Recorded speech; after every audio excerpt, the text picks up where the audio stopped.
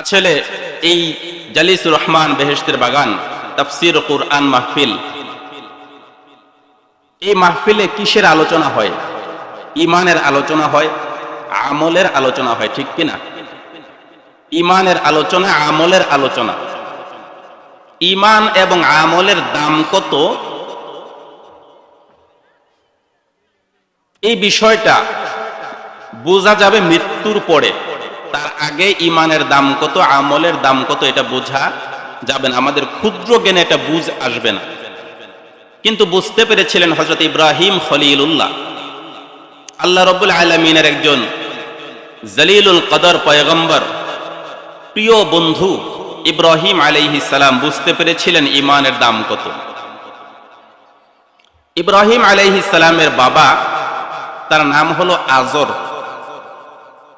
আজর ছিল অমুসলিম, কাফের, মূর্তি পূজারী, ইসলাম গ্রহণ করে নাই, ইব্রাহিম আলাইহিস সালামকে নবী হিসাবে মানে নাই, নমরুদের সঙ্গী ছিল। তো একদিন ইব্রাহিম আলাইহিস সালাম আল্লাহ রাব্বুল আলামিনের কাছে দোয়া করতেছেন, মনে বড় ব্যথা, মনে বেদনা নিয়ে আল্লাহ দোয়া করতেছেন, আল্লাহ আমি ইব্রাহিমকে আল্লাহ আপনি পয়গম্বর করে বানাইছেন। ইব্রাহিম, আমি ইব্রাহিমকে দামি করে আল্লাহ বানাইলেন, আমার এত সম্মান দিয়েছেন, এত মর্যাদা দিয়েছেন। আল্লাহ আপনি আমাকে ইব্রাহিমকে এত সম্মান দিলেন, এত মর্যাদা দান করেছেন। আমাকে সম্মান দেওয়ার জন্য আপনি যত পরীক্ষা গ্রহণ করেছেন গো মালিক, আপনার দেওয়া রহমতের উসিলায় আমি সমস্ত পরীক্ষায় পাশ করেছি। 80 বছর পর্যন্ত আপনি আমাকে সন্তান দেন নাই। 80 বছর পর্যন্ত ইব্রাহিম আলাইহিস সালামের সন্তান হয় নাই। 80 বছর পরে যাইয়া ইব্রাহিম আলাইহিস সালামের একটা সন্তান দিলেন আল্লাহ রাব্বুল আলামিন। সন্তান যখন প্রাপ্তবয়স্ক হয়ে গেল, আল্লাহ পাকে বললেন, ইব্রাহিম আমি তোমাকে যেই সন্তান দান করেছি, সন্তানটা আমার জন্য কুরবানি করে দাও।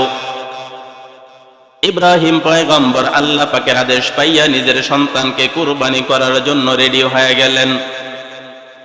ইব্রাহিম আলাইহিস সালাম ডাক দিয়ে বলেন, মালিক আপনি আমার কাছ থেকে সন্তান কুরবানি চাইছেন, আমি সন্তান কুরবানি দেওয়ার জন্য রেডি। নমরুদের আগুনের মধ্যে ফেলাইছেন, আমি নমরুদের আগুনের মধ্যে পড়েছি।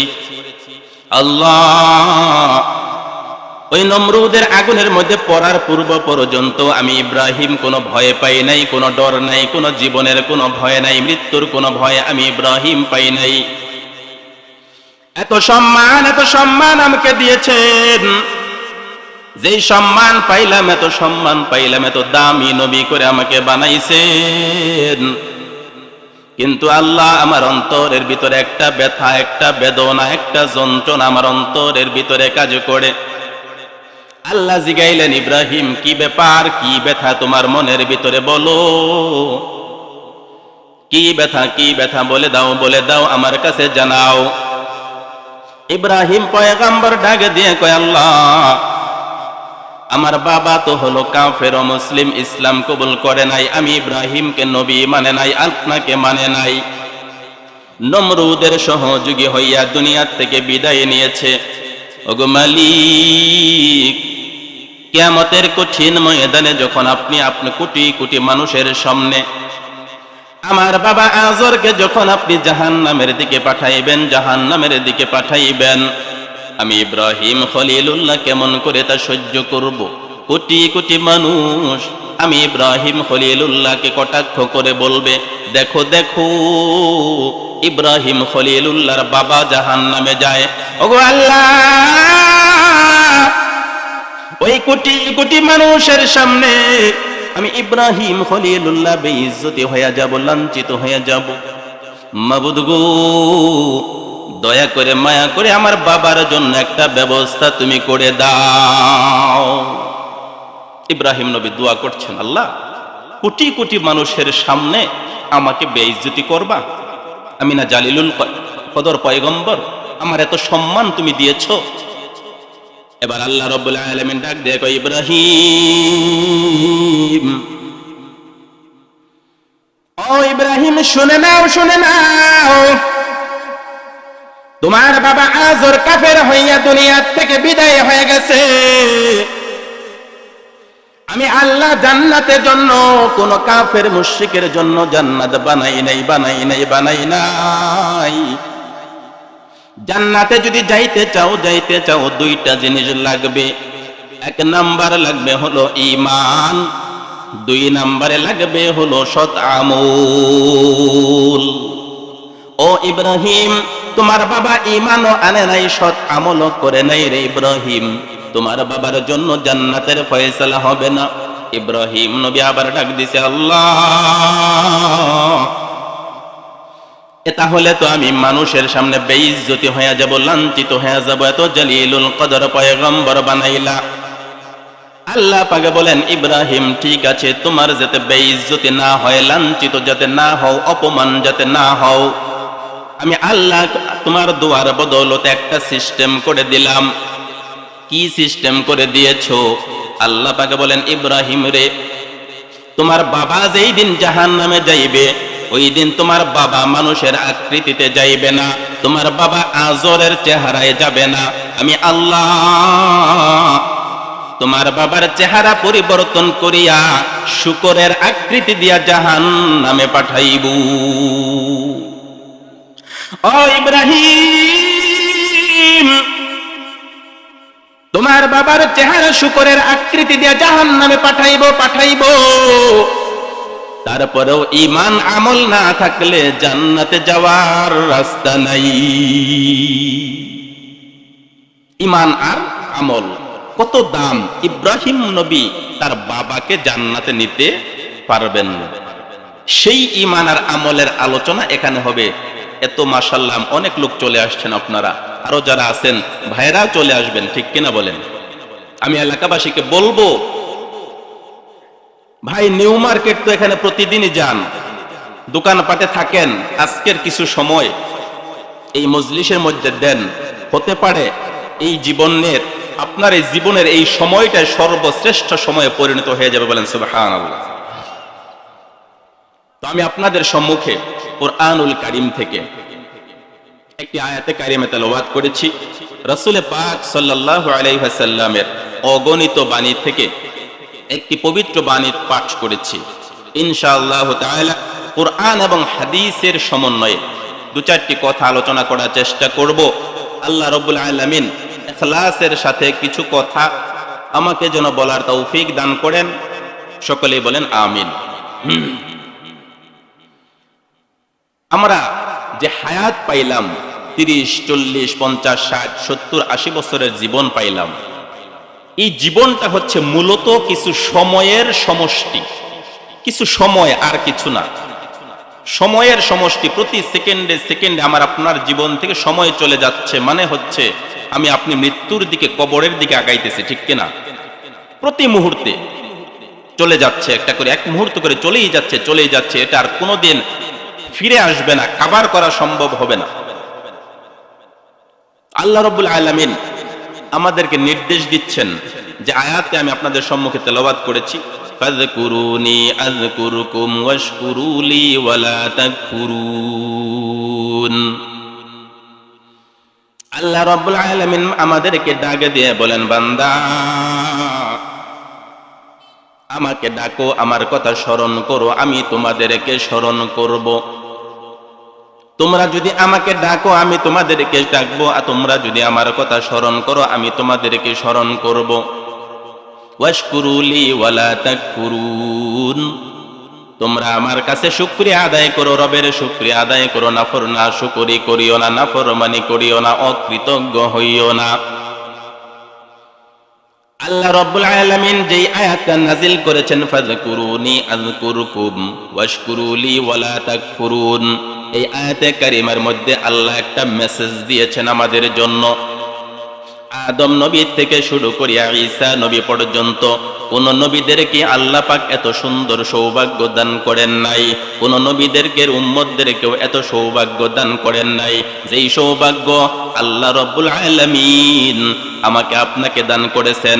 এই আয়াতে কারিমার মধ্যে ঘোষণা করে দিলেন, ও দুনিয়ার মানুষ, তোমরা যদি আমি রবকে ডাকো, আমি তোমাদের ডাকে সাড়া দেব, আমাকে জিকির করবা, আমি তোমার কথা স্মরণ করব।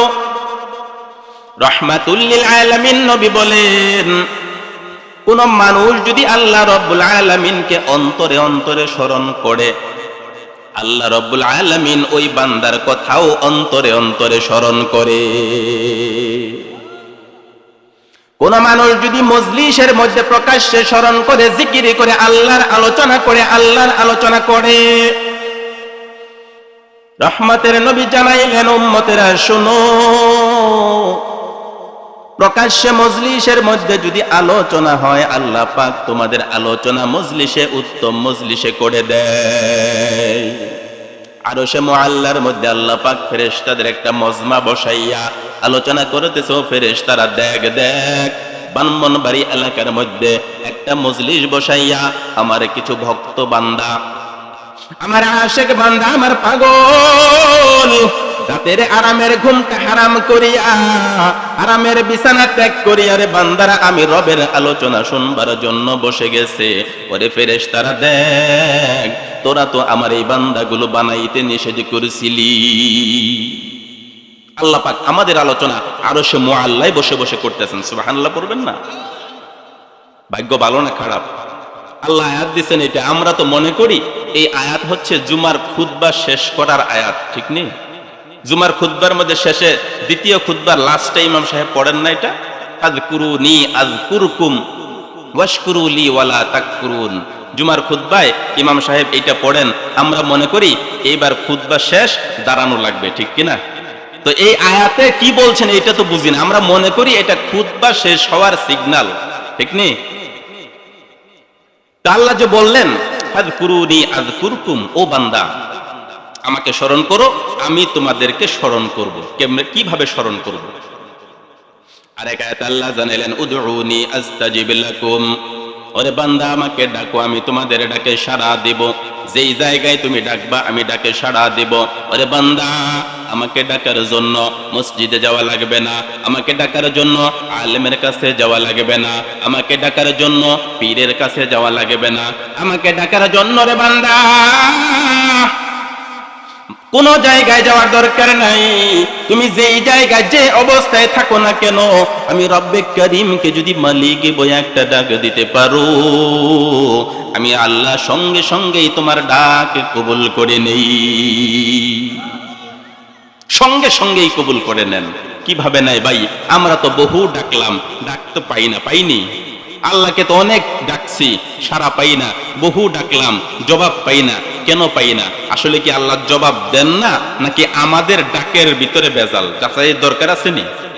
কথা বলেন, যাচাইয়ের দরকার আছে। আল্লাহ বলছেন উদউনি আস্তাজিব লাকুম, ডাকো আমি সাড়া দেব। আমরা তো বহু ডাকি কিন্তু সাড়া পাই না। তাহলে আল্লাহ পাক যে বলছেন এইটা ভুল, নাকি আমাদের ডাকার ভিতরে ভেজাল? কথা বলেন, আমার দিকে তাকান। আমাদের ডাকার ভিতরে ভেজাল। আল্লাহ বলছেন ডাকলেই সাড়া দেয়, ডাকলেই জবাব দেয়, ডাকলেই অ্যান্সার দিয়ে দেয় আমি। কিন্তু আমরা তো ডাইকে পাই না ভাই। জীবনে বহু তো ডাকলাম, পাইলাম না। ডাকার ভিতরে ভেজাল। এখন আল্লাহ পাক ডাকলে যে সাড়া দেন সেটার একটা প্রমাণ। রাহমাতুল লিল আলামিন নবী, মায়ার নবী, দয়ার নবীজি একবার এক যুদ্ধের ময়দান থেকে ফেরার পথে, যুদ্ধের ময়দান থেকে ফিরে আসতেছেন। আসরের নামাজ আদায় করিয়া মায়ার নবী রাহমাতুল লিল নবী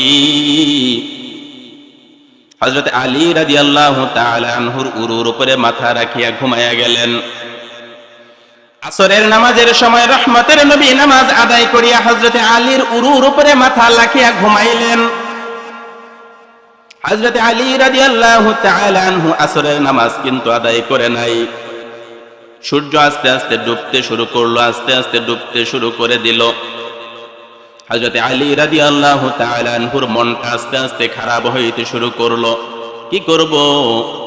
আল্লাহ রাসূল আমার কুলোর মধ্যে মাথা রেখে ঘুমাইছেন, আমি কি করব সিদ্ধান্ত নিতে পারছেন না। আল্লাহ পাক জানায়া বলছেন, ইয়া আইয়ুহাল্লাযীনা আমানু আতিউল্লাহা ওয়া আতিউর রাসূল। আল্লাহ রাব্বুল আলামিন জানায় ডাক দিয়ে বলছেন, ওরে মুমিন, আল্লাহর আনুগত্য করবা, রাসূলের আনুগত্য করবা।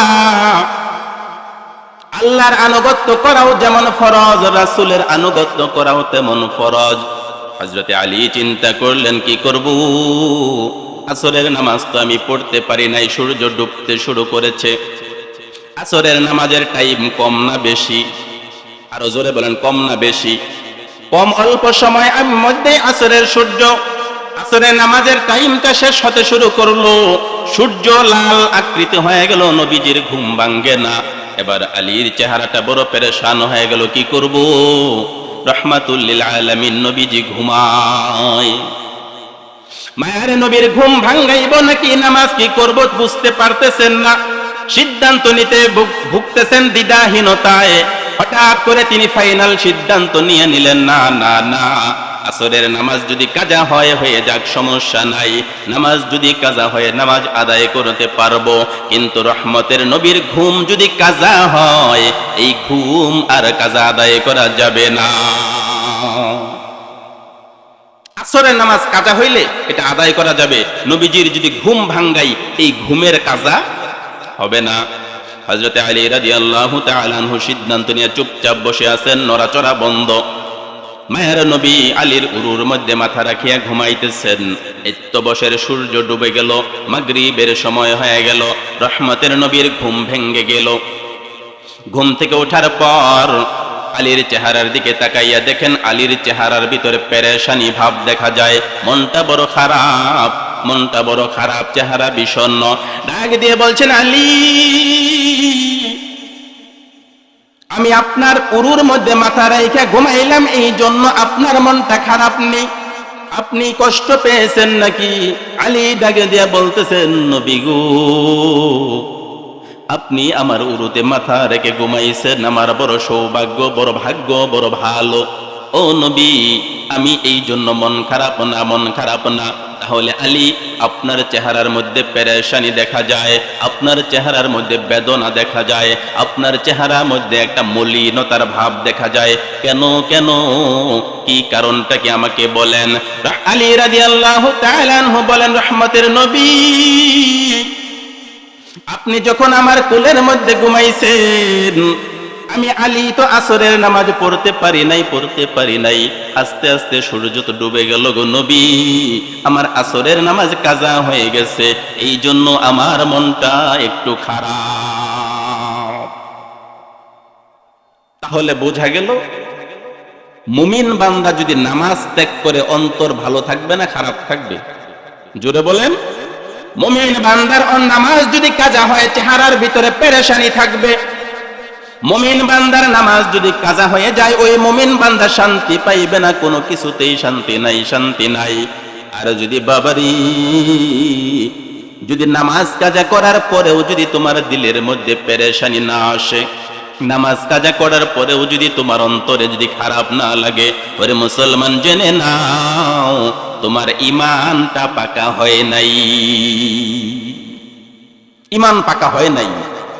নামাজ কাজা করলে যদি অন্তরে খারাপ না লাগে, ঈমান পাকা হয় নাই। এবার হযরত আলী রাদিয়াল্লাহু তাআলা আনহু বলতেছেন, ইয়া রাসূলুল্লাহ, ইয়া হাবিবাল্লাহ, আমি আসরের নামাজ পড়তে পারি না, এই জন্য আমার মনটা বড় খারাপ। রহমতের নবী ডাক দিয়ে বলতেছেন, ও আলী, আমার ঘুমের কষ্ট ব্যাঘাত ঘটাই আপনি নামাজে পড়েন নাই, আমার কষ্ট হবে বিদায় আপনি আমাকে ডাকেন নাই। সঙ্গে সঙ্গে রাহমাতুল লিল আলামিন নবী আমার দুইটা হাত বাড়াইয়া ডাক দিয়েছেন, আল্লাহ, আমার আলী আমার আনুগত্য করেছে, আমার তাবেদারি করেছে, আমার হুকুম মান্য করেছে। ও আল্লাহ, আমি নবীর ঘুমের ব্যাঘাত ঘটবে বলে আলী আমাকে ডাক দেয় নাই। আল্লাহ, আমার প্রতি আলীর এত মায়া, এত মমতা, এত ভালোবাসা, আমার ঘুমটা ভেঙ্গে আলী নামাজ পড়তে রাজি না। আল্লাহ তুমি জানো আলী আমাকে কত ভালোবাসে, কত মহব্বত করে। ও আল্লাহ, আমি তোমার কাছে দরখাস্ত জানাইলাম, যেই আলী আমার মহব্বতের খাতিরে নামাজ ছেড়ে দিয়েছে, ওই আলীর জন্য আল্লাহ তুমি ওই ডুবে যাওয়া সূর্যটা আবার ফিরাইয়া দাও। আল্লাহ তুমি ডুবে যাওয়া সূর্য আবার ফিরাইয়া দাও, আমার আলী যেন নামাজ পড়তে পারে। হযরত আলী রাদিয়াল্লাহু তাআলা আনহু তাকাইয়া দেখেন আস্তে আস্তে ডুবে যাওয়া সূর্য উপরের দিকে চলে আসছে। মায়ার নবী, রহমতের নবী দোয়া করতে দেরি, ডুবে যাওয়া সূর্য উপরে উঠে আসতে দেরি করে নাই। হযরত আলী রাদিয়াল্লাহু তাআলা আনহু আবার আসরের নামাজ আদায় করে নিলেন। এরপরে আবার সূর্য আস্তে আস্তে ডুবতে শুরু করেছে। ও ভাই, আল্লাহ পাক ডাকলে তো সাড়া দেন, দেয় কি দেয় না? এবার বলবেন যে হুজুর, মায়ার নবীজির দোয়া যদি কবুল না হয়, কার দোয়া কবুল হবে? রাহমাতুল লিল আলামিনের দোয়া যদি কবুল না হয়, কার দোয়া কবুল হবে? নবীর দোয়া তো কবুল হয়েছে বুঝলাম, কিন্তু এবার কোন মানুষের দোয়া, নবীর পরে কোন মানুষের দোয়া এমন করে কবুল হয় কিনা? ঠিক নেই। নবীজির দোয়া তো কবুল হবেই, এটা জানা কথা, ঠিক না? তো নবীজির পরে আল্লাহ তো বলছেন উদউনি আস্তাজিব লাকুম, ডাকো আমি তোমাদের ডাকে সাড়া দিব। তো নবীজির পরে যারা আছে তাদের দোয়া কবুল হয় কিনা? হযরত খুবাইব রাদিয়াল্লাহু তাআলা আনহু আল্লাহর নবী সাল্লাল্লাহু আলাইহি ওয়াসাল্লামের একজন প্রিয় সাহাবী। মায়ের নবী, দয়ার নবী মক্কা থেকে হিজরত করে মদিনায় চলে গেছেন। যাওয়ার পরে ইসলামের প্রচার প্রসার যখন শুরু হয়েছে, মক্কার কাফিরেরা ইসলামের ক্ষতি সাধন করবার জন্য বিভিন্ন ভাবে চেষ্টা করতেছে, বিভিন্ন ভাবে পদক্ষেপ নেয়, কোনোভাবেই সারতে পারে না। না না, ইসলাম দিন দিন বিজয় লাভ করতেছে, দিন দিন আগাইতেছে, দিন দিন মুসলমানের সংখ্যা বৃদ্ধি পায়, দিন দিন ইসলামের সীমানা বৃদ্ধি পায়, রাজত্বের সীমানা বাড়তেছে। মুসলমানদেরকে ফিরানো যায় না। কুবুদ্ধি করে একটা গোপন বুদ্ধি করেছে মক্কার কিছু কাফের বেঈমানের দল। কয়েকজনের দল যাইয়া মদিনায় যাইয়া রাহমাতুল লিল আলামিন নবীজির কাছে প্রস্তাব দিল, গো নবী, আমাদেরকে কিছু লোক দেন, আমাদেরকে কয়েকজন লোক দেন, আমরা ইসলাম গ্রহণ করেছি, আমরা কোরআন শিখব, কোরআনের তালিম শিখব। ওগো নবীজি, আমরা কোরআনের বিধি বিধান শিখব, তেলাওয়াত শিখব, আমাদেরকে কিছু মানুষ দেন। আপনার কয়েকজন সাহাবী ওযু করা লাগবে, তাদেরকে শেখাও, কোরআনের তেলাওয়াত শেখাও। এবার 10 জন সাহাবী মায়ার নবীজির কথা মতো ওই তাদের সাথে রওনা করলেন।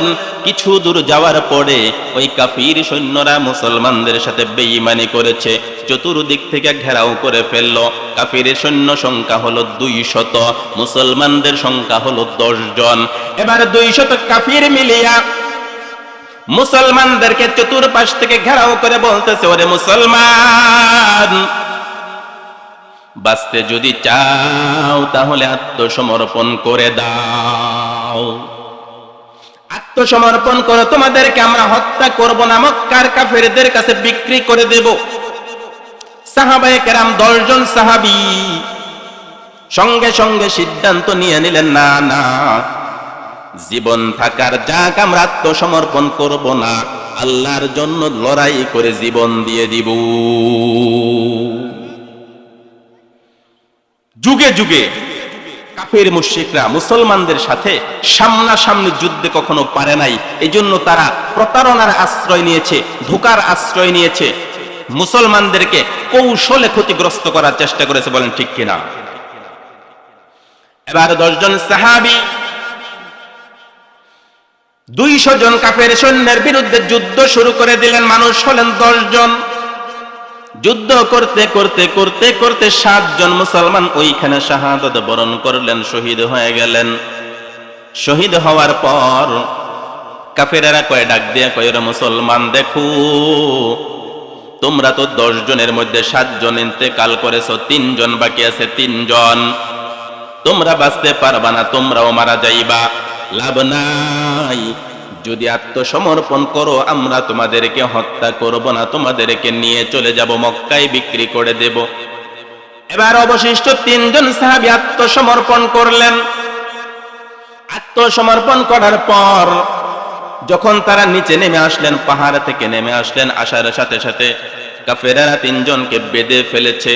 একজন সাহাবী বলেন, কাফেরের দল, এটা তো তোরা প্রথম বেঈমানি করলি।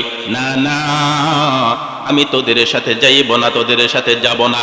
ওই সাহাবী এমন ভাবে দাঁড়াইলেন, কাফেরের দল কোনোভাবেই তাকে টাইনা নিতে পারলো না, ধাক্কায়া নিতে পারে না, টেনেও নিতে পারে না, কোনোভাবেই নিতে পারলো না। অবশেষে কাফেরেরা বিরক্ত হইয়া ওই সাহাবীকে ওই জায়গার মধ্যে হত্যা করে শহীদ করে দিল। 2 জন সাহাবীকে নিয়া কাফেরেরা যখন চলে গেল, তাদের মধ্যে একজন হলেন খুবাইব রাদিয়াল্লাহু তাআলা আনহু। খুবাইবকে নিয়ে মক্কার ভিতরে যাইয়া হারেসের সন্তানদের কাছে বিক্রি করে দিল 100 উটের বিনিময়ে। কয়টা উট? 100 উটের বিনিময়ে হারেসের সন্তানরা খুবাইবকে কিনে নিয়েছে। কারণ হলো বদরের যুদ্ধের ময়দানে ওই খুবাইব রাদিয়াল্লাহু তাআলা আনহুর হাতে হারেস নামক একজন কাফের নিহত হয়েছিল। ওই হারেসের সন্তানরা খুবাইবকে পিতার হত্যার প্রতিশোধ হিসাবে 100 উটের বিনিময়ে কিনে নিল। খুবাইব রাদিয়াল্লাহু তাআলা আনহুকে কিছুকাল বন্দী অবস্থায় রাখছে।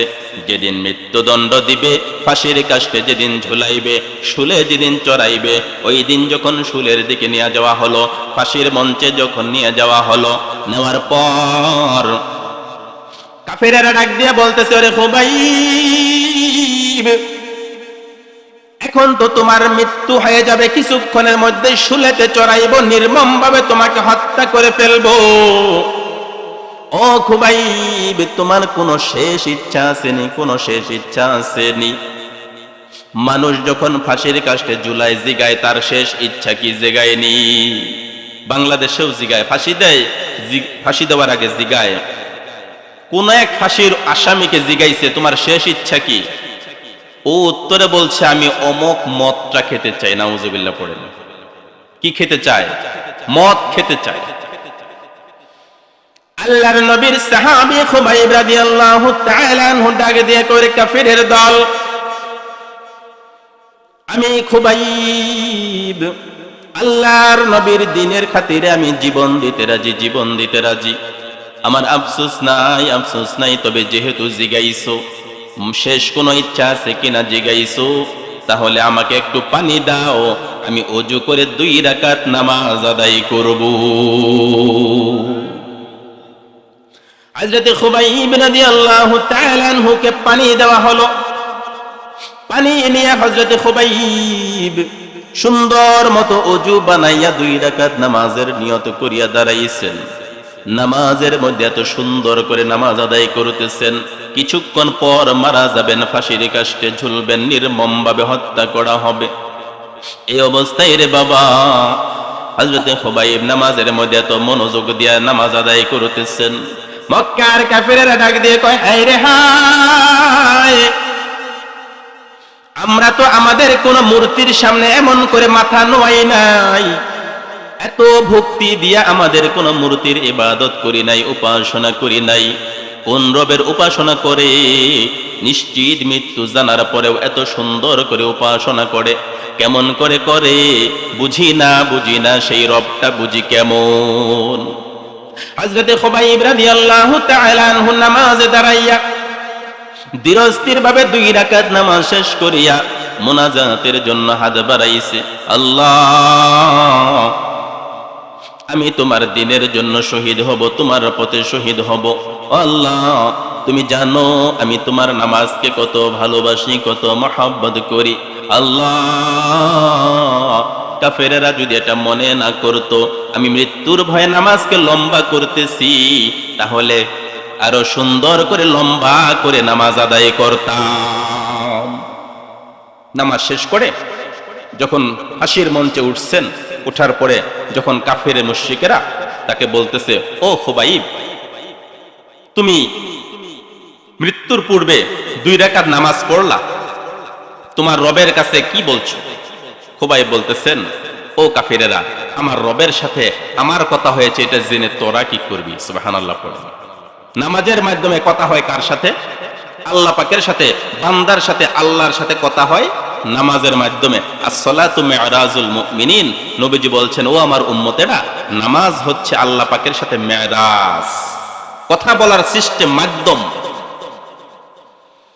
এবার হযরত খুবাইব রাদিয়াল্লাহু তাআলা আনহুকে শুলের ভিতরে চড়াইয়া কাফির মুশরিক বেঈমানের দল তরবারি দ্বারা আঘাত শুরু করলো, বর্ষা দ্বারা আঘাত করতেছে, ছুরি দ্বারা আঘাত করতেছে।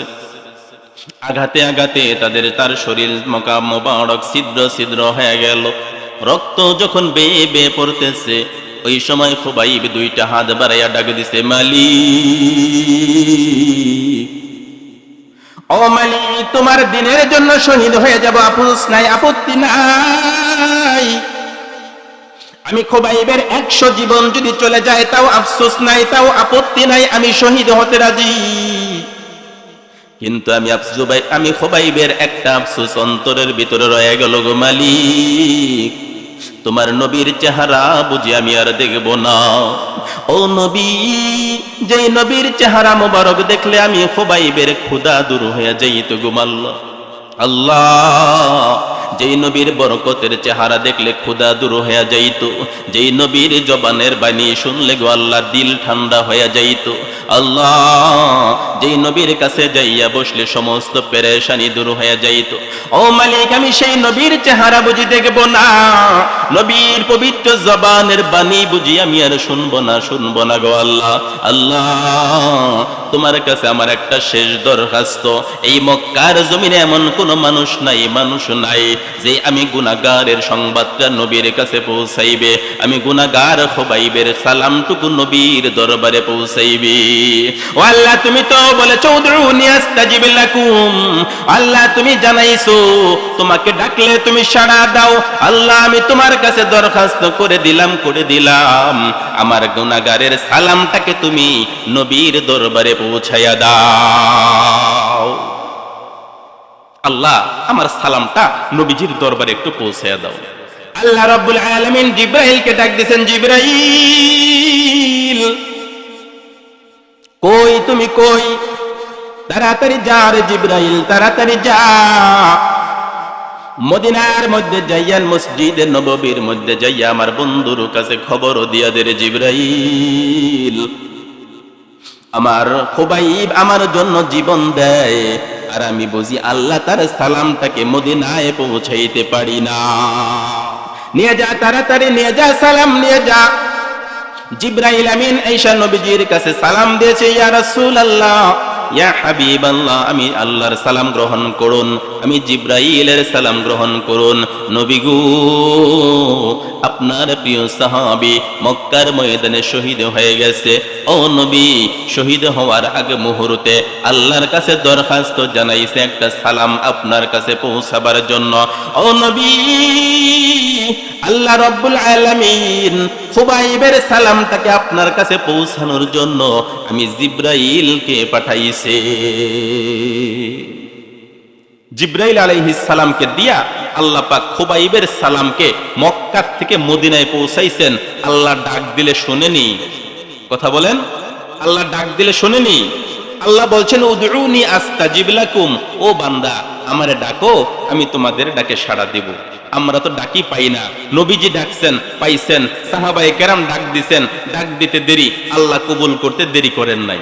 এখন বলবেন যে হুজুর, নবীজির ডাক তো আল্লাহ শুনছেন, সাহাবায়ে কেরামদের সম্মান, সাহাবায়ে কেরামদের মর্যাদা, সাহাবায়ে কেরামদের ইজ্জত ওয়ালা এই পৃথিবীতে তো আর কেউ নাই। তাম দুনিয়ার মানুষের মর্যাদা যদি এক জায়গায় করা হয়, একজন সর্বনিম্ন সাহাবীর মর্যাদার সমান হবে না, তার পায়ের ধুলার কণার সমানও তো হবে না। তাহলে তাদের দোয়া তো আল্লাহ কবুল করবেন, তো আমরা তো গুনাহগার বান্দা, আমাদের দোয়া কি আল্লাহ কবুল করবেন? একটু জিকির করেন, লা ইলাহা, জোরে লা ইলাহা, লা ইলাহা ইল্লাল্লাহ।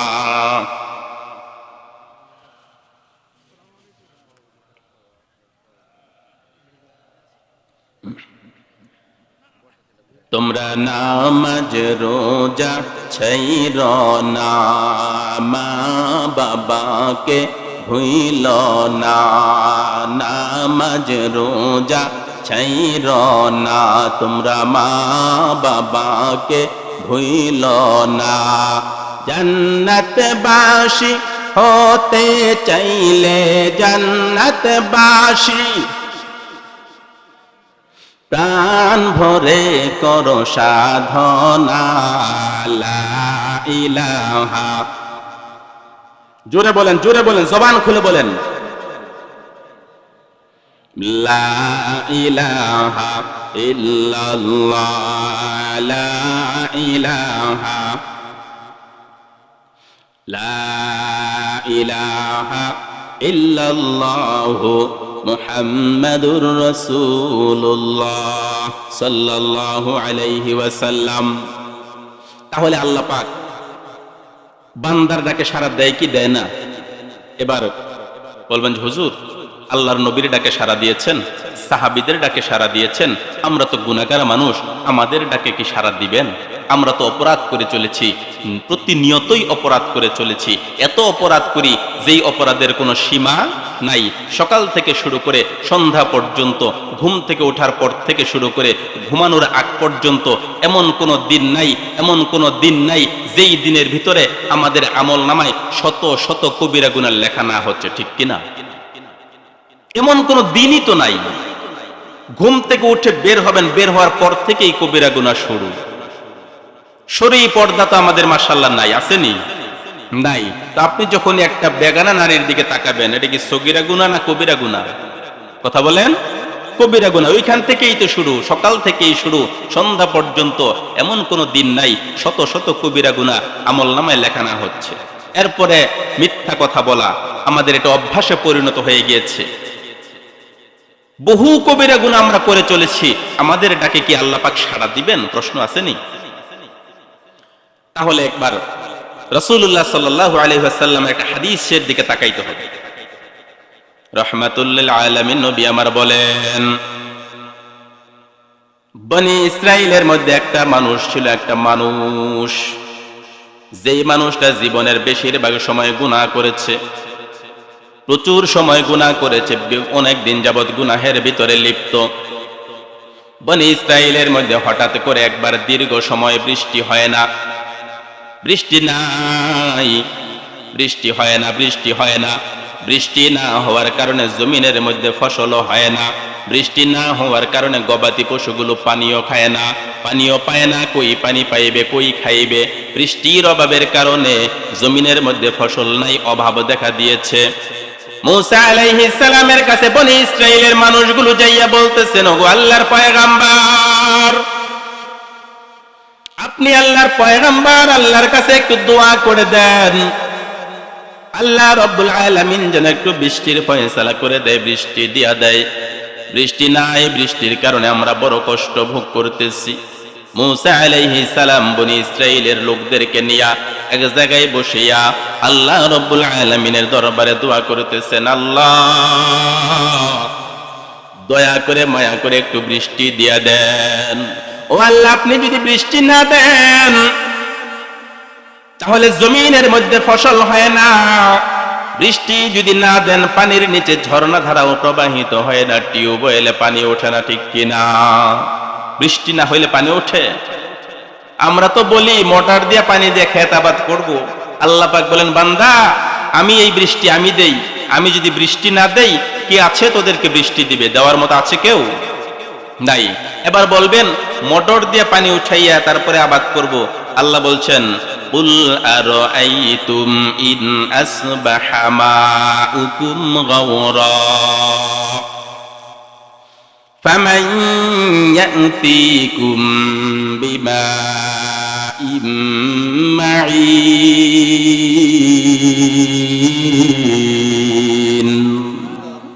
আল্লাহ পাক ডাক দিয়া বলেন, ও তোমরা কি জানো, তোমরা একটু চিন্তা করে দেখেছো? কুল আরাআইতুম ইন আসবাহা মাউকুম, ও নবী আপনি তাদেরকে বলে দেন, তাদেরকে জানাইয়া দেন, তোমরা কি চিন্তা করে দেখেছো, গভীরভাবে চিন্তা করেছো কিনা? যদি আল্লাহ রব্বুল আলামিন তোমাদের পানিকে নিচের দিকে যদি নিয়ে যান, লেয়ার যদি আস্তে আস্তে নিচের দিকে চলে যায়, ফামাইয়াতিকুম বিমাইম মাইন, এমন কে আছে যেই তোমাদের জন্য পানি এনে দিবে?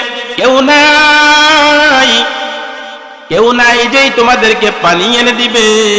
ওই মোটর দিয়েও পানি পাইবা না, টিউবওয়েলেও পানি পাইবা না।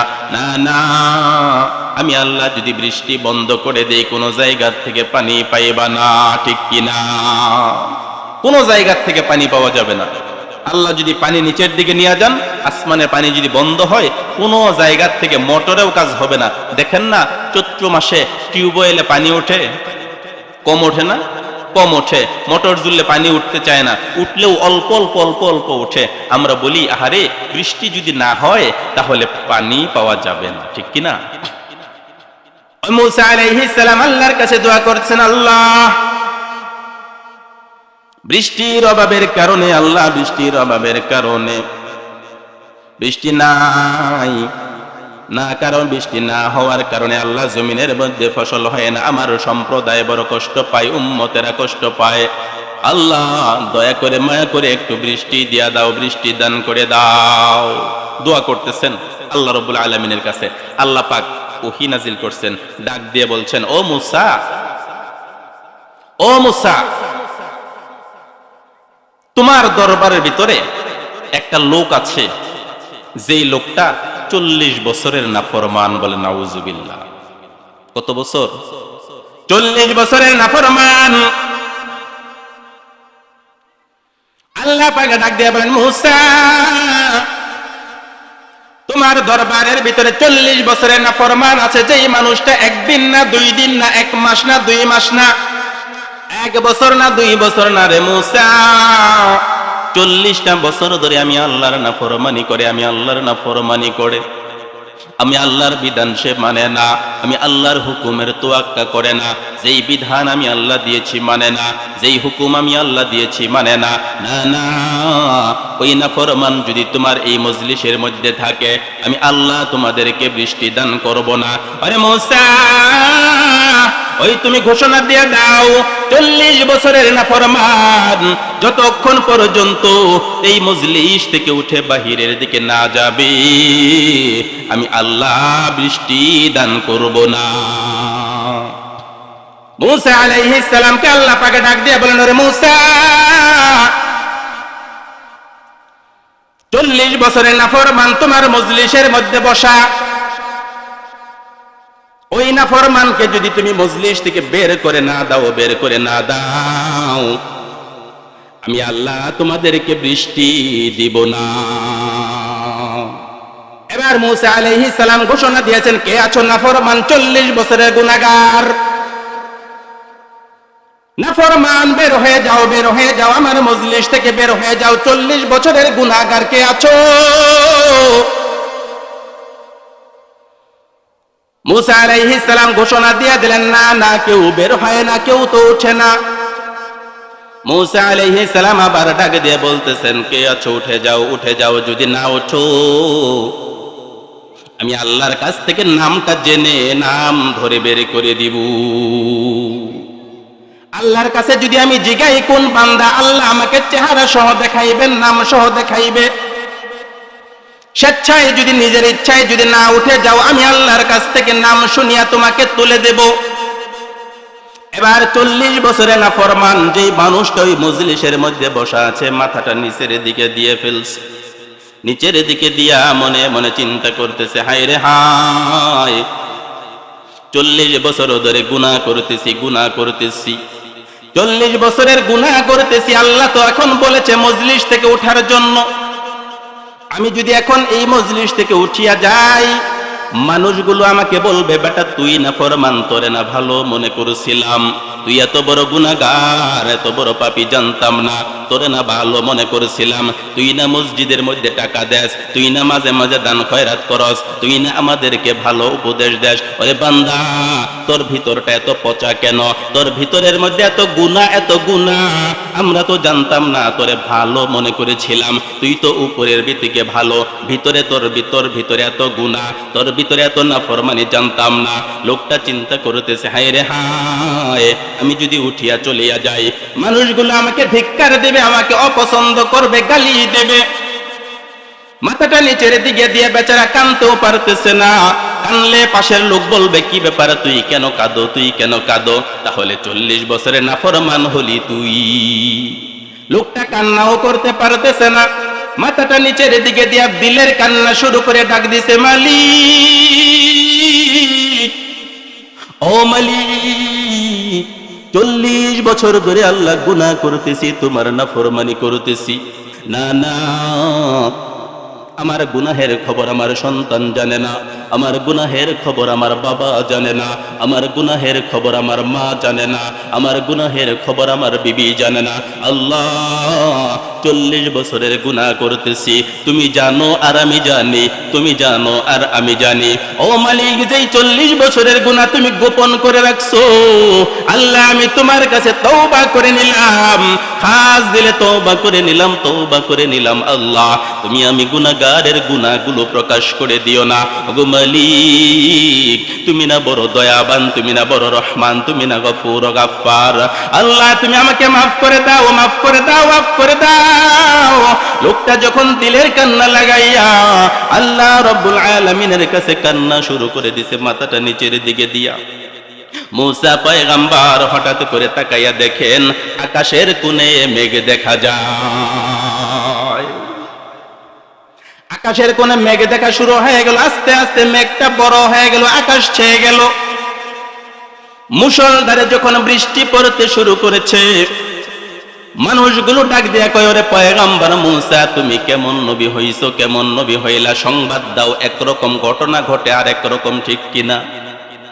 তুমি না কইলা এই মজলিস থেকে কেউ না উঠলে বৃষ্টি হবো না, তো কেউ তো ওঠে নাই, তো বৃষ্টি হয় কেন? মুসা আলাইহিস সালাম তো অবাক হয়ে গেছেন, কি ব্যাপার, কেউ ওঠে নাই তারপরেও বৃষ্টি হইছে। মুসা আলাইহিস সালাম বলেন, আমি তো আল্লাহ যেটা বলছেন সেটাই বলছি তোমাদেরকে, আমি তো নিজের থেকে বলি নাই। কইতে, তোমার আল্লাহ কি বলে আর তুমি কি বলো কিছুই তো বুঝি না। তুমি বলছো না উঠলে বৃষ্টি হবে না, এদিকে বৃষ্টি শুরু।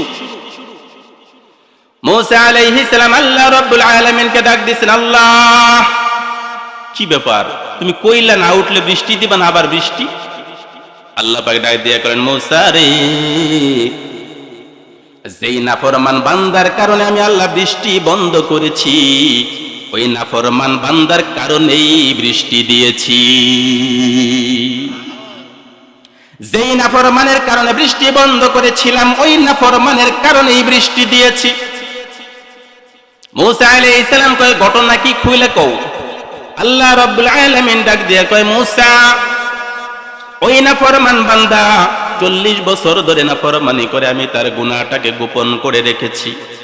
আজকে যখন তুমি ঘোষণা করেছো, ওই ঘোষণা পাইয়া বান্দাটা মাথা নিচের দিকে দিয়া আমি রব্বে কারীমকে যখন আল্লাহ বলে ডাক দিয়েছে, রে মুসা, আমি আল্লাহর রহমতের দরিয়ায় ধাক্কা লেগে গেছি।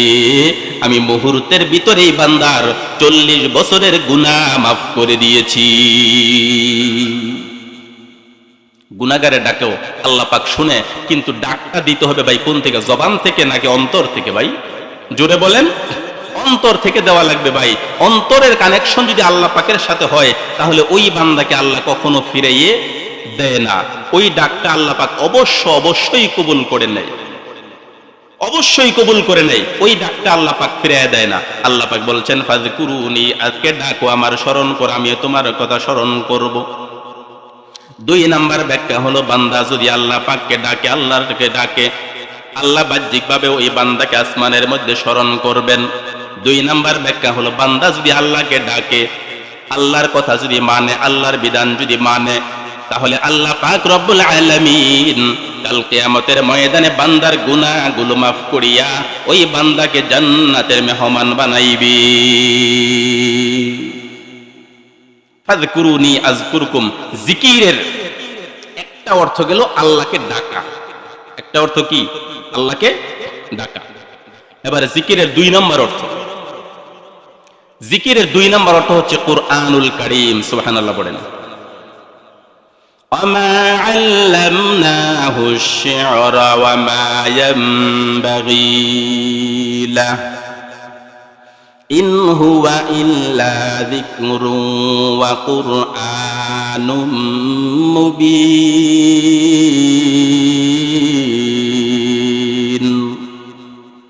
আল্লাহ পাকে বলেছেন, বান্দা আমি আমার নবীকে কবিতা শিখাই নাই, কবিতা অর্জন শিখা তার পক্ষে সম্ভব না। আমি যেই বিধানটা দিলাম, এই যে কোরআন দিয়েছি, ইন হুয়া ইল্লা যিকরুন ওয়া কুরআনুম মুবিন, এই জিকিরটা আমি দিলাম, এটা হলো আমি রবের পক্ষ থেকে কোরআন। 2 নম্বর অর্থ, জিকির অর্থ কোরআন। ইন্না নাহনু নাযালনা যিকরা ওয়া ইন্না লাহু লাহাফিযুন।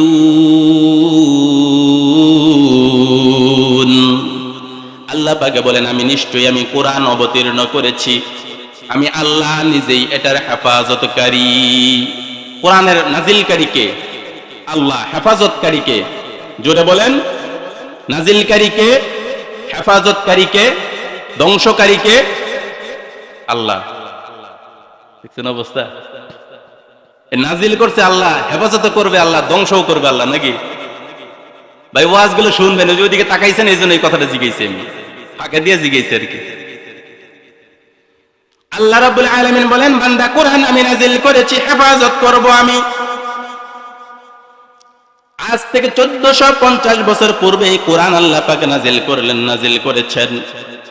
এত দীর্ঘ সময়ের ব্যবধানেও মধ্যেও এই কোরআনের একটা নুকতা কোনো জায়গায় পরিবর্তন হয় নাই, ঠিক নেই।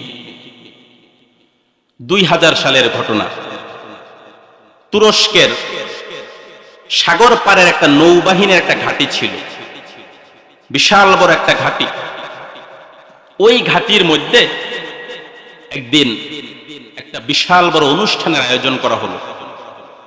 পৃথিবীর 80টা দেশের বড় বড় জেনারেল, গোয়েন্দা সংস্থার যারা আছে, বড় বড় পদে যারা আছে, তাদেরকে নিয়ে বিশাল বড় একটা আয়োজন করা হলো।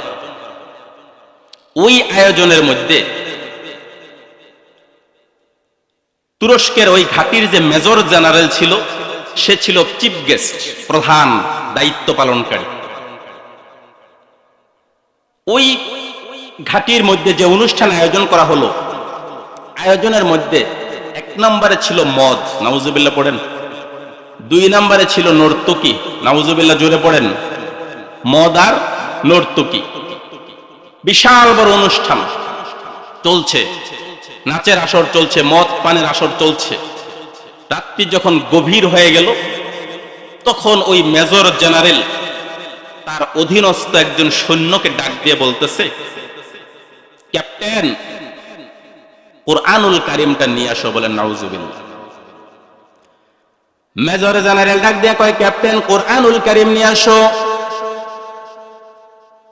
ক্যাপ্টেন চিন্তা করতেছে, আহা, এই মদের আসরে, নাচের আসরে, নর্তকীর আসরে, অপবিত্র আসরে, নাপাক আসরে কুরআনুল কারীম কেন আনবে? মেজর জেনারেল কয়, ক্যাপ্টেন, কুরআনুল কারীম নিয়ে আসো, কুরআনুল কারীম নিয়ে আসো, কুরআনুল কারীম নিয়ে আসো। ক্যাপ্টেন কয়, বস, কোরআন দিয়া কি করবেন? কয়, বেটা, তোরে আমি যা হুকুম করেছি নিয়ে আসো, তাড়াতাড়ি আন, কোরআনটা নিয়ে আসে, আমি দেখতে চাই। ক্যাপ্টেন কিছু করার নাই, বস হুকুম দিয়েছে। বসের কথা মানতে যাইয়া ক্যাপ্টেন বাহিরে থেকে যাইয়া একটা কুরআনুল কারীম নিয়ে বসের কাছে গেছে। এবার বস ডাক দিয়ে কয়, ক্যাপ্টেন, 14 নাম্বার পারার 15 নাম্বার সূরাটা বের কর। 14 নাম্বার পারার 15 নাম্বার সূরা বের করছে। ওই সূরা হিজারের 9 নাম্বার আয়াতটা বের কর। 9 নাম্বার আয়াতটা বের করেছে। কয়, এবার তুই পড়, 9 নাম্বার আয়াতের মধ্যে তোর আল্লাহ কি বলেছে। ক্যাপ্টেন পরে দেখে এই আয়াতের মধ্যে আল্লাহ বলেছেন, ইন্না নাহনু নাযালনাল যিকরা ওয়া ইন্না লাহু লাহাফিজুন।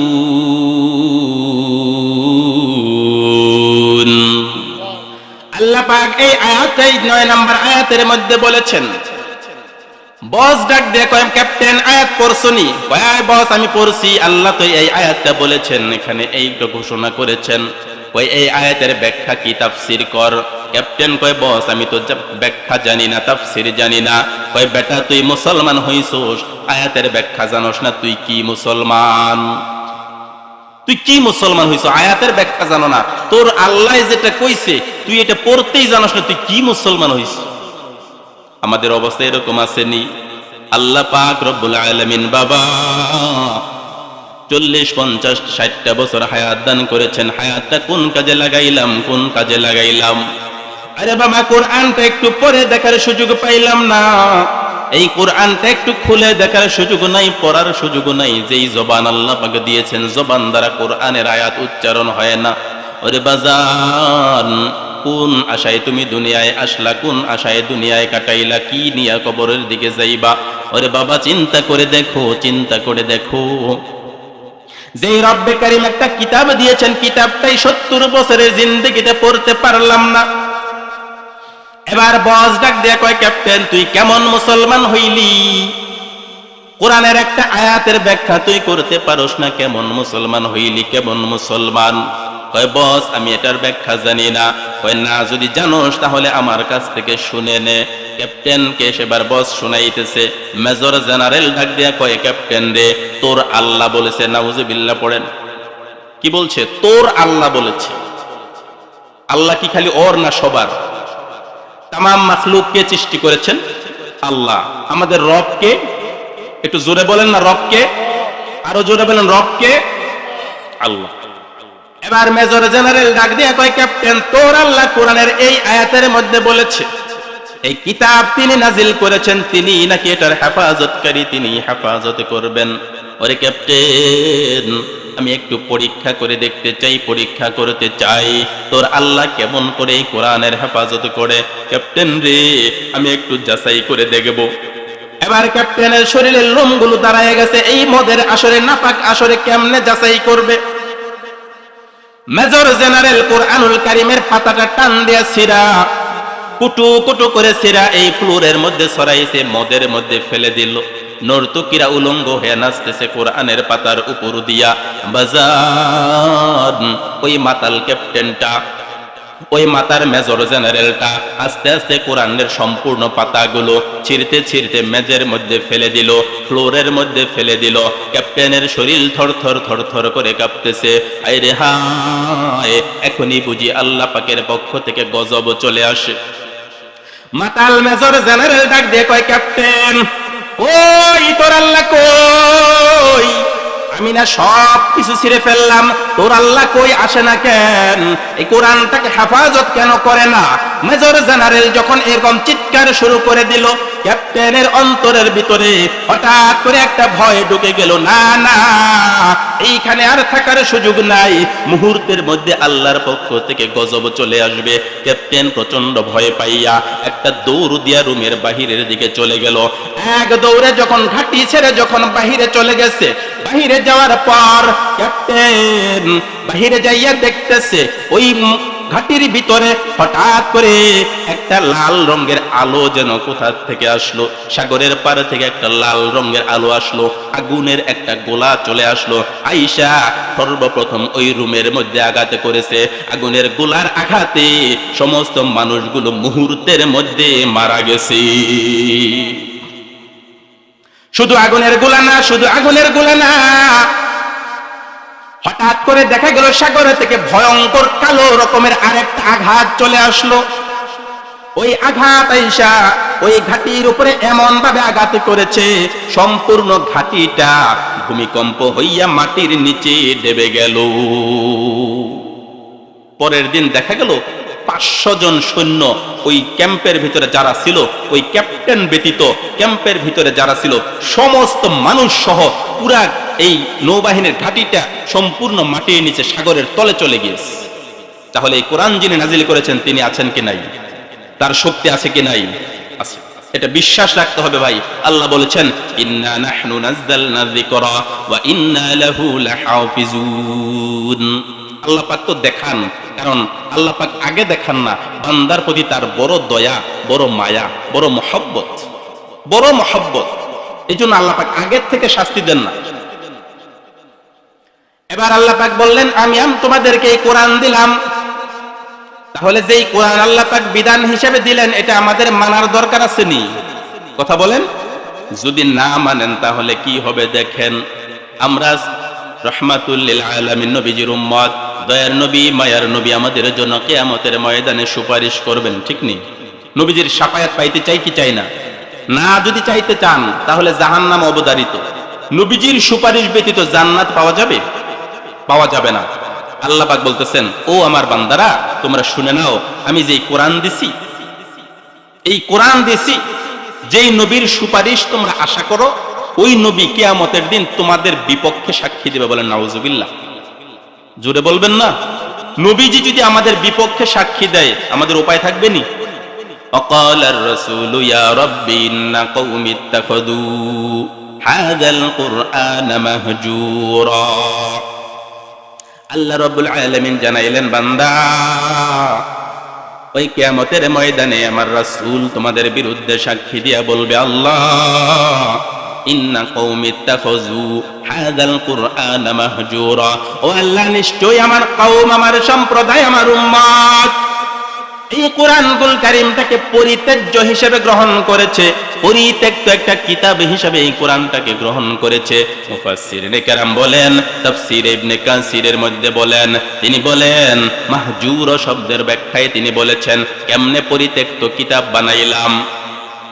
এক নাম্বার ব্যাখ্যা হলো, এই কোরআনের দাওয়াত যখন আসলো, কিছু কিছু মানুষ অমুসলিম রয়ে গেল, কিছু মানুষ কোরআনটাকে মানলো না, কাফের অবস্থায় রয়ে গেল। আল্লাহর নবী কাফেরদের বিরুদ্ধে সাক্ষী দিয়া বলবেন, ইন্না কওমি ইত্তাখাযু হাযাল কুরআনা মাহজুরা। আল্লাহ, আমার কওম, আমার সম্প্রদায়, আমার জাতি, আমার উম্মত এই কোরআনের বাণী মানে নাই। সুতরাং যেহেতু বাণী যেহেতু মানে নাই, তাদের জন্য ফয়সালা হলো জাহান্নাম। কোরআন মানে নাই, এক নম্বর ব্যাখ্যা। দুই নম্বর ব্যাখ্যা হচ্ছে, আমরা কোরআন মানছি, আমরা তো এটা অস্বীকার করি নাই। করছি নি? করছেন? অস্বীকার করি নাই। তাহলে আমাদের ব্যাপারে কি? এই আয়াতের ব্যাখ্যা কি?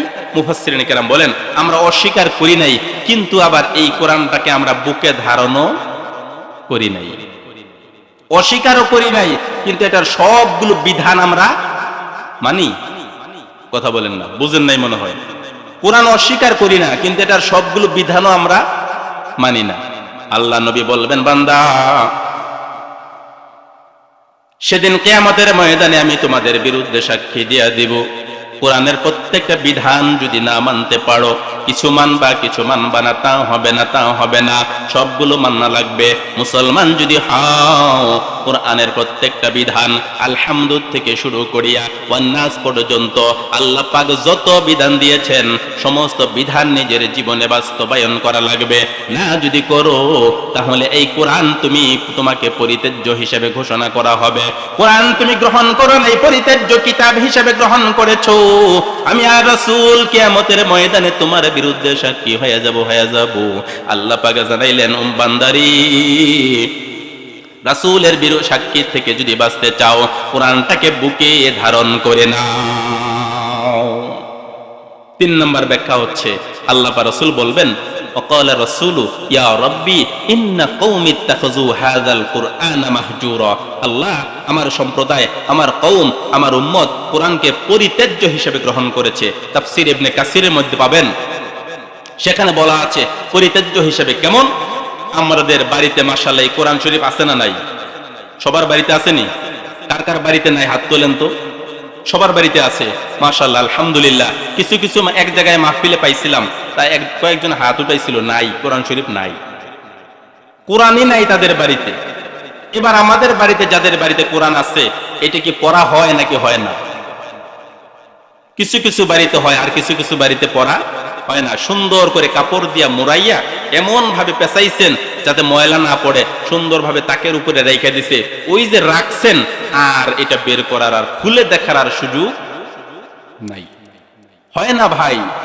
আল্লাহ রাসূল এইটার ব্যাপারেও বলবেন, আল্লাহ যে কিতাব দিছেন, এইটা আমার বান্দা উম্মতেরা ওই তাকের উপরে পেঁচাইতে পেঁচাইতে পেঁচাইতে পেঁচাইতে ওইটার উপরে রাখছে, ওইটার খুলে দেখার সুযোগ হয় না।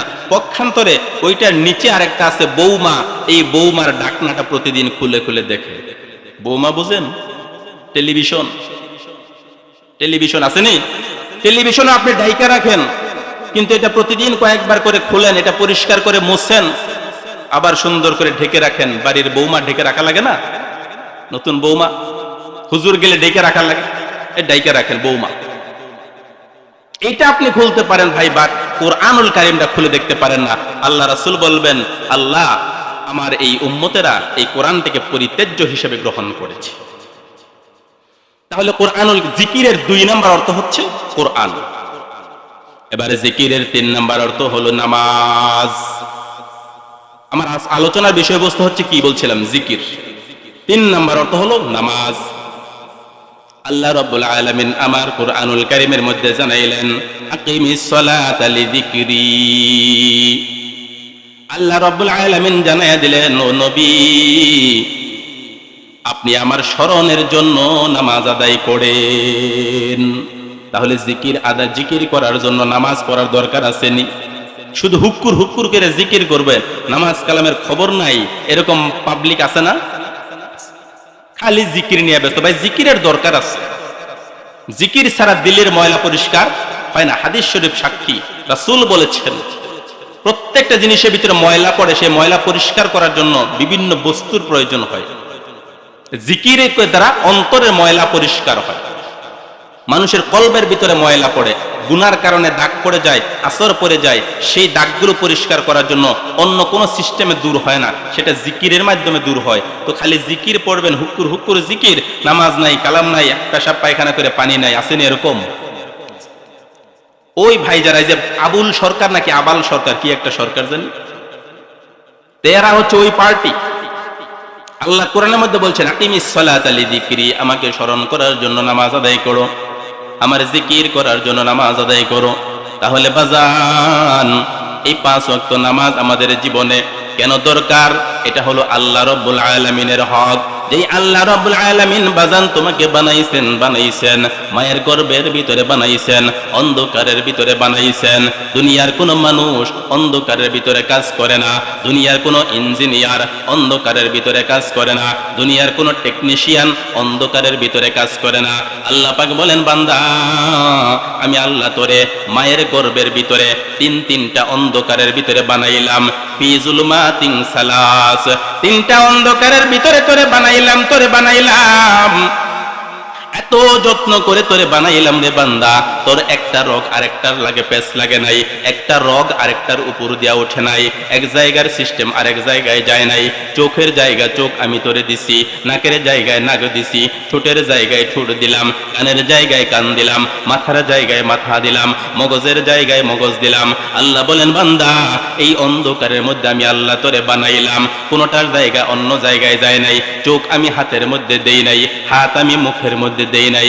আরে বান্দা আমি অন্ধকারের মধ্যে তোরে এত মায়া করে বানাইলাম, বানানোর পর আমি আল্লাহ তোরে সুন্দর করে বানাইয়া, চেহারাটা সুন্দর করে বানাইয়া আস্তে আস্তে মায়ের গর্ভের ভিতরে তোর বড় করে দিলাম।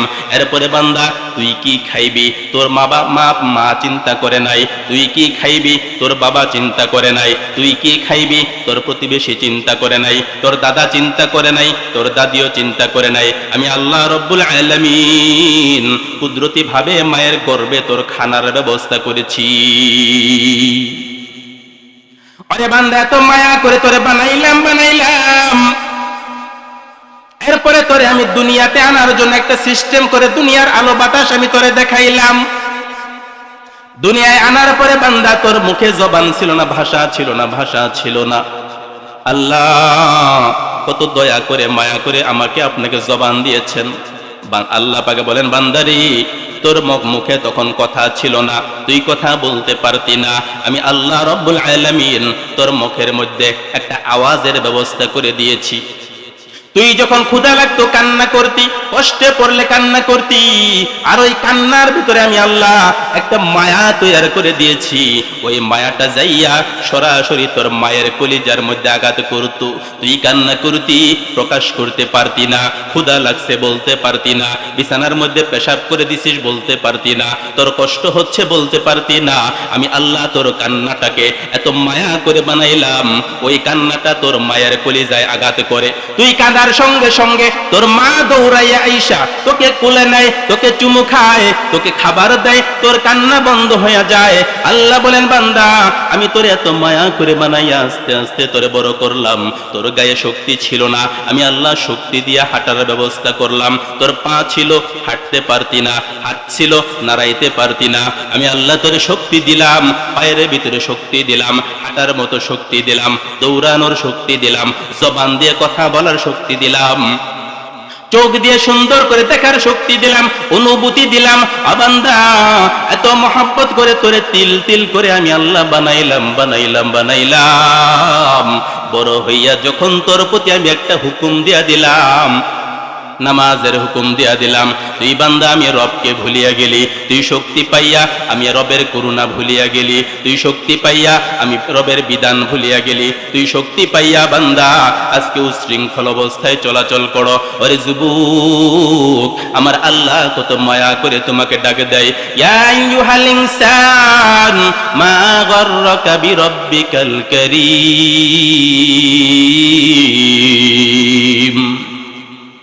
আল্লাহ পাক রব্বুল আলামিন ডাক দিয়ে কয়, রে মানুষ,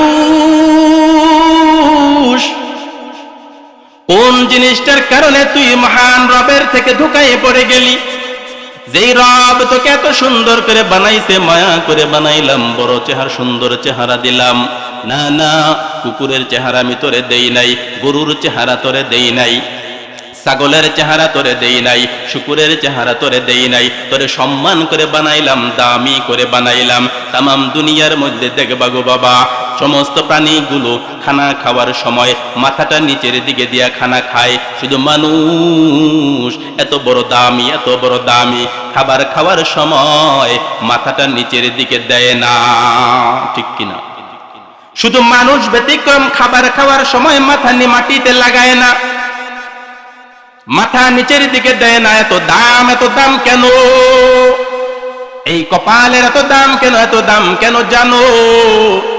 আল্লাহ রাব্বুল আলামিন কয়, বান্দা তোর কপালটা আমি এত দামি করে বানাইছি কেন জানো? আমি রবের কুদরতি পায়ে সিজদা দেবার জন্যই শুধু মাথা মাটিতে লাগাইবি। শুধু মাথাটা এই কারণে মাটিতে লাগাইবি, আর কোনো কারণে লাগাইবি না। আল্লাহ বলছেন, বান্দারে এত মহব্বত করে বানাইলাম, আর তুই নামাজ আদায় করস না। নামাজ না করার কারণে ফজরের নামাজ যখন বান্দা না পড়ে, ফেরেশতারা কয়, আল্লাহ আপনার এই বান্দা তো ফজরের নামাজ আজকে পড়ে নাই, সকালবেলার খানা বন্ধ করে দিই। আল্লাহ বলেন, বান্দারে, ও ফেরেশতারা রে, আমার এই বান্দা ফজরের নামাজ পড়ে নাই, তুই খানা বন্ধ করে দিবি? এই জোহরের আগে বান্দা যদি তওবা করে নাই, সুবহানাল্লাহ পড়ে। ফেরেশতা কয়, তাহলে কি করব? কয়, না, খানা বন্ধ হবে না, খানা চলবে। জোহরের নামাজের সময় হয়ে যায়। জোহরের নামাজ যখন বান্দা কাজা করে দেয়,